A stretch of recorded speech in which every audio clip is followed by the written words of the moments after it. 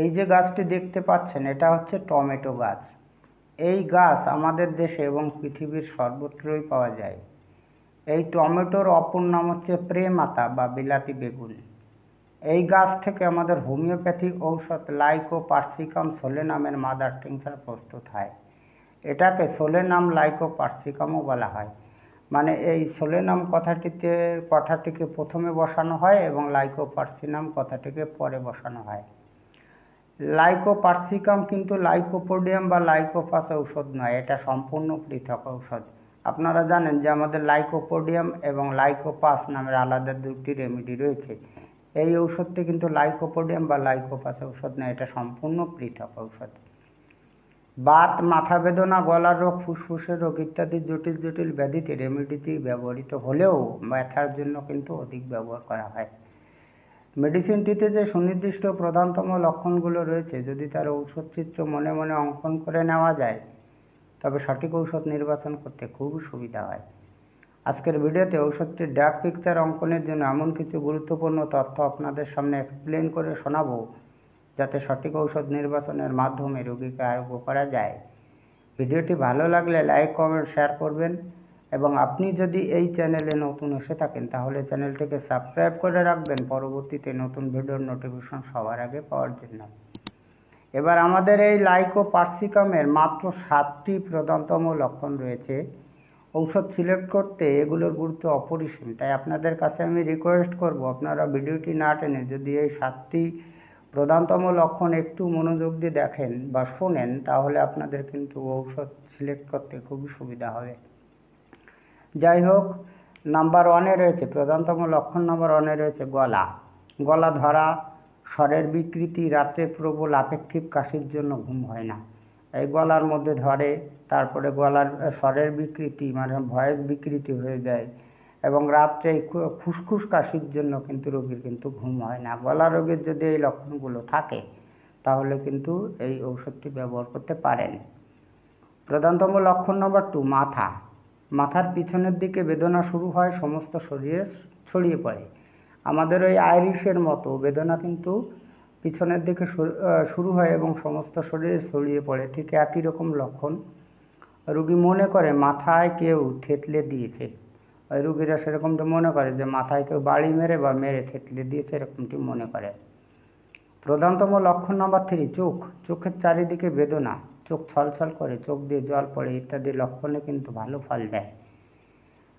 Number 4-এ রয়েছে বাতের ব্যথা, সমস্ত শরীরে প্রবল কামড়ানি বেদনা, কোমরে, ডান দিকের কাঁধের পেশিতে, হাতে, কনুইতে, সম্মুখ বাহুতে, পায়ের নিম্নাঙ্গে, পায়ের হাড়ে ঝিমঝিম ভাব ইত্যাদি লক্ষণে কিন্তু অব্যর্থ ফল দেয়। এই যে একটা বিষয়, এটা কিন্তু ব্যথার ভালো একটা ঔষধ। তো বিশেষ করে একটু মনে রাখার প্রয়োজন, আমাদের প্রত্যেকটা রেমেডিসের কিছু কিন্তু বেদনার প্রকৃতি রয়েছে, মানে নেচার অফ পেইন রয়েছে। তো আমাদের এই লাইকোপার্সিকামের বেদনার প্রকৃতি হচ্ছে কামড়ানো, ইংলিশে বলা হয় অ্যাচিং পেইন, এটা মনে রাখতে হবে। এবার আমি যে সমস্ত জায়গায় বেদনার কথা বললাম সেইখানে যদি কামড়ানো প্রকৃতির বেদনা থাকে মানে অ্যাচিং পেইন হয়, সেই ব্যথায় কিন্তু অব্যর্থ ফল দেবে, এটা ভালো করে বুঝে মনে রাখতে হবে। প্রধানতম লক্ষণ নাম্বার 5, বারবার মূত্রবেগ, প্রচুর পরিমাণে জলের মূত্র নিঃসরণ। যদি মূত্র রোগে এই লক্ষণটি পান, এরকম যদি সাদৃশ্য পান তাহলে সেই মূত্ররোগ কিন্তু আরোগ্য করতে পারবে। তাছাড়া আরেকটা কথা রয়েছে যে যারা বাতের রুগী, বাতের পেশেন্ট, তাদের কিন্তু এই মূত্র সংক্রান্ত কোনো না কোনো প্রবলেম অবশ্যই থাকবে। মূত্র কম হতে পারে, মূত্রে জ্বালা থাকতে পারে। তবে সেই ক্ষেত্রে যদি বাতের বেদনার রোগীর যদি মূত্র বারবার হয় এবং প্রচুর পরিমাণে হয় তো সেই ক্ষেত্রে আপনি কিন্তু এই ওষুধটি ব্যবহার করতে পারেন। নাম্বার 6-এ রয়েছে ফুসফুস, রাত্রে শুষ্ক খক কাশি, বুকে চাপ বোধ, ধুলোতে কাশি বৃদ্ধি পায়। এই সব লক্ষণগুলো একটু বুঝে বুঝে মনে রাখতে হবে। রাত্রে যে কাশি হয়, খক কাশি, মানে গলার ভেতর খুসখুস করে আমাদের এই রিউমেক্সের মতো, সেই রকম বুকে চাপ বোধ এবং ধুলোতে কাশি বৃদ্ধি। তো আমাদের রিউমেক্সে কিন্তু ধুলোতে কাশির বৃদ্ধি পায় না, আমাদের এই ব্রোমিয়াম নাম করে আর একটা রেমেডি আছে, সেই রেমেডিতে কিন্তু ধুলোতে কাশির বৃদ্ধি পায়। যাই হোক, এই ফুসফুস সংক্রান্ত সমস্ত ব্যাধিতে কিন্তু ধুলোতে বৃদ্ধি যদি পায় তাহলে কিন্তু এই ঔষধটি আপনি ব্যবহার করতে পারেন। প্রধানতম লক্ষণ নাম্বার 7, ঔষধের শক্তি ও ডোজ। মাদার টিংচার 30 শক্তি অধিক কার্যকরী। ডক্টরবাবুরা দেখেছে যে এই দুটি শক্তির ঔষধ অধিক কাজ করে, সেটা হচ্ছে মাদার টিংচার আর 30 শক্তি। যদি আপনি মাদার টিংচার ব্যবহার করতে চান তাহলে 5 থেকে 10 ফোঁটা, এটা বয়স অনুসারে হবে, যদি বাচ্চা হয় 5 ফোঁটা আর অ্যাডাল্ট হলে 10 ফোঁটা, দিনে 3 বার ব্যবহার করতে পারেন।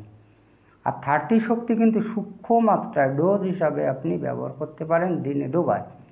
এবার সূক্ষ্ম মাত্রার ডোজ বলতে কতটা পরিমাণে ঔষধকে বোঝায়? সূক্ষ্ম মাত্রার ডোজ বলতে 1 ফোঁটা বা 2 ফোঁটা ওষুধকে কিন্তু বোঝায় না। আবার সূক্ষ্ম মাত্রার ডোজ বলতে কতটা পরিমাণে ঔষধ স্যার হালিম্যান বুঝিয়েছেন, সেটা যদি এক কথায় যদি বলা যেত তাহলে এই ভিডিওর মাধ্যমে আপনাদের বলে দিতাম। এ সম্পর্কে খুব সুন্দর ভিডিও আছে এই চ্যানেলের 18 নং ভিডিওতে। তো যদি আপনি ওই ডোজ সম্পর্কের 18 নং ভিডিওতে যেতে চান তাহলে আপনার ইউটিউব সার্চ বটন দেখুন, আপনার মোবাইলের ডান দিকে উপরে থাকে, এই যে দেখানো হচ্ছে, আপনি এখানে টাচ বা ক্লিক করুন। তো টাচ করলে আপনার কিবোর্ডটি এসে যাবে। এবার আপনার কিবোর্ডে লিখতে হবে, দেখুন কি লিখতে হবে, হোমিও ইন নাম্বারস 18। এই যে আমি লিখে দেখালাম। এবার আপনারা কিবোর্ডে নিচের দিকে দেখুন আর একটা সার্চ বটন রয়েছে, এই যে দেখানো হচ্ছে, আপনি এখানে যদি টাচ করেন তাহলে ওই 18 নং ভিডিওটি আপনার সামনে চলে আসবে। আপনি পুনরায় টাচ বা ক্লিক করলে কিন্তু ভিডিওটি ওপেন হয়ে যাবে। যাই হোক, আজকে এই পর্যন্তই। খুব তাড়াতাড়ি ফিরে আসবো নতুন গুরুত্বপূর্ণ বিষয়বস্তুর ভিডিও নিয়ে। দেখা হচ্ছে নেক্সট ভিডিওতে। ততক্ষণ আপনারা ভালো ও সুস্থ থাকুন। জয় হ্যানিম্যান, জয় হোমিওপ্যাথ।